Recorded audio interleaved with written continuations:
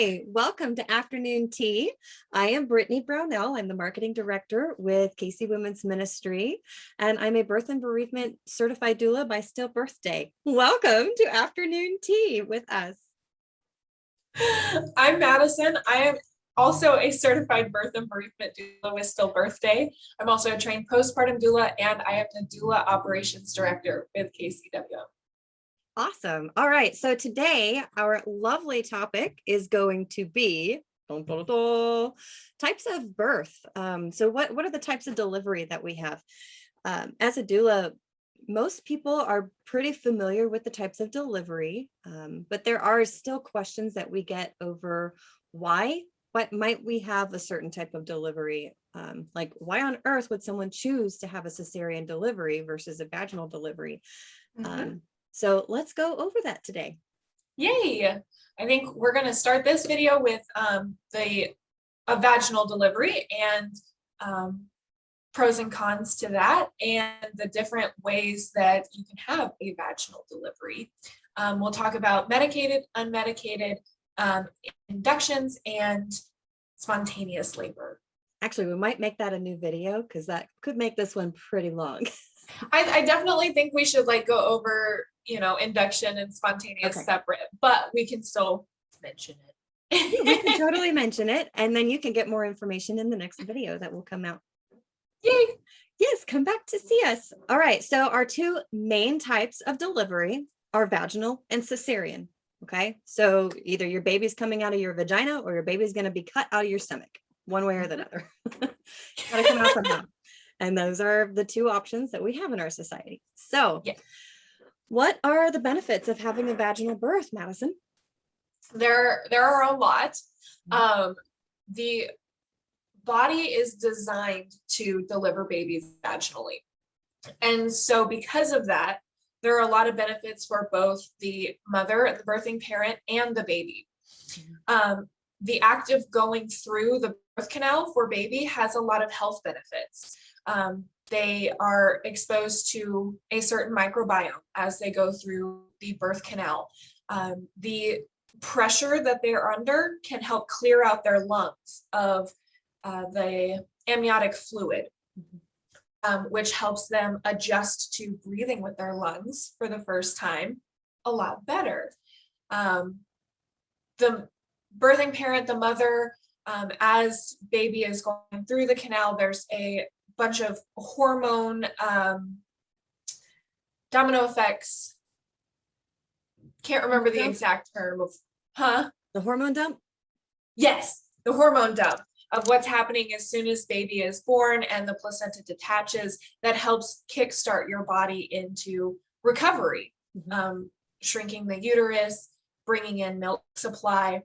And we certainly still see that after a cesarean delivery, but sometimes our body needs a little extra help to kind of jumpstart that process. Whereas in vaginal delivery, your body is more understanding of what's happening. Prepares your body for breastfeeding. Yes. When you have a vaginal birth, like Madison was talking about with the hormones, as those hormones are releasing, the vaginal birth is then telling your body it's time to make milk. It's time to get this colostrum to flow and feed this baby that is coming out. Your hormones do the same thing after a cesarean, but as Madison mentioned, it's just a little slower. It takes a little more time. It's interrupted both by the numbing drugs, the pain relieving drugs, and it's and it's reduced a little bit just because your body didn't have the chance to actually get those hormones out and going through the system in the normal way. So it can take a little bit as your body just catches up that says, oh, there's not a baby in there anymore. I need to change these hormones around and get those breastfeeding hormones going and really get them flowing. And that goes same thing for reducing the size of the uterus and retoning that uterus, because it was very stretched out for a long time. And those hormones help with making the uterus back into its pre-pregnancy size, or as close as it can get to pre-pregnancy size. through a cesarean, your uterus is having to heal from that cut, as well as trying to reduce the size of the uterus. So it just takes it a little longer to get things going. Yes. Yes. Yeah. Yeah. And also with cesareans, if you're, one thing to keep in mind is that hormone dump is going to look different, whether if you had a cesarean with no contractions and no labor before versus having gone through a little bit of labor or maybe a lot of labor before having the cesarean, because your body preparing to deliver a baby and then going through a cesarean is going to be a lot different than your body not ready to deliver and then going through a cesarean. That feedback loop, that negative feedback or the positive feedback loop that your body goes through while you're in labor, even if it's interrupted, it's still going to be doing a lot of helping your body get to that recovery hormone dump, versus if you're not going through that feedback loop, that's when it takes even more extra help to get to that recovery period and some extra time for your body to realize that baby's been born. Right. And the overall healing from a vaginal birth is actually quite quick. You still have the healing to do internally that people don't see. I mean, you literally cannot see what the body is healing on the inside after that placenta detaches.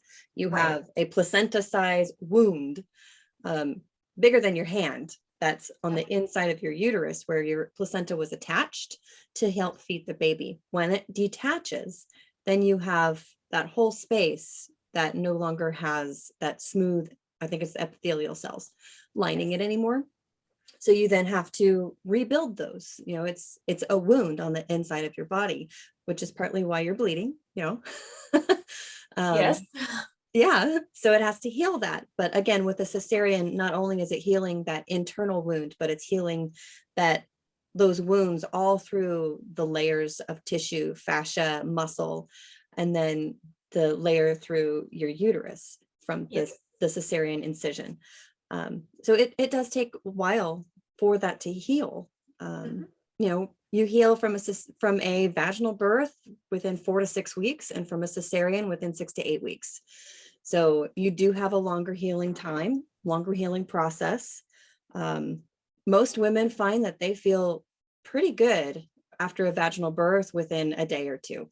They're ready to get moving again. I don't recommend like doing a full-blown exercise regimen, but you know. Yeah. I didn't do anything.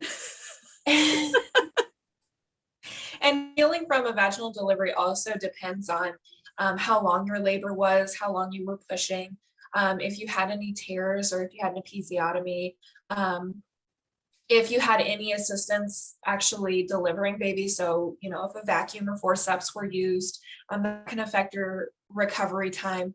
But like Brittany said, a lot of times that internal healing is internal, and you may feel completely recovered before your uterus actually is, which is why it's important to listen to your doctor's recommendations about restrictions and not do a full-blown workout 2 days later if you're even if you're feeling better. No. Maybe a walk, that would be great, but let's not go back to the gym quite yet.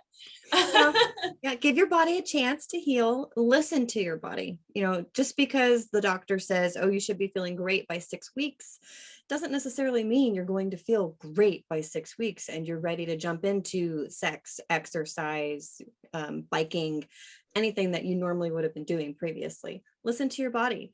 Listen to your body. If it says, hey, I'm tired, I need to sleep, take a nap. Go take a nap. You know, if you're starting to find that you're bleeding a little heavier, rest a little bit and see where you get. Absolutely. Yeah. So, I mean, you've got lots of benefits with a vaginal birth. There are some benefits to a cesarean birth as well.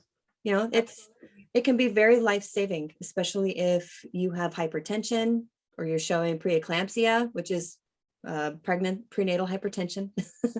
And that is life-threatening. And there are many other things that can be life-threatening. maybe your baby's heart rate has dropped and you have an emergency C-section. You need to get the baby out in order to save your or your baby's life. Those are pretty big benefits. Those are pretty positive. Yeah, absolutely. There can also be personal benefits to having a cesarean if in situations of trauma, and maybe you're very uncomfortable with the sensations of a baby coming out of your vagina. A cesarean can help avoid some of that triggering sensations. But there's a lot of reasons why someone may choose to have a C-section. You have these life-threatening scenarios that make emergent C-sections very beneficial, and we're so grateful to have this procedure in our community, in our medical community. And then there's also personal benefits. You know, you need baby to be here for, you know, whatever reason, whether it's emergent or not. Maybe you do have high blood pressure and it's not emergent yet, but you want to make sure that we're not getting to that point. Maybe you've had a past cesarean and you just feel more comfortable delivering via C-section again. That would be a good benefit as well.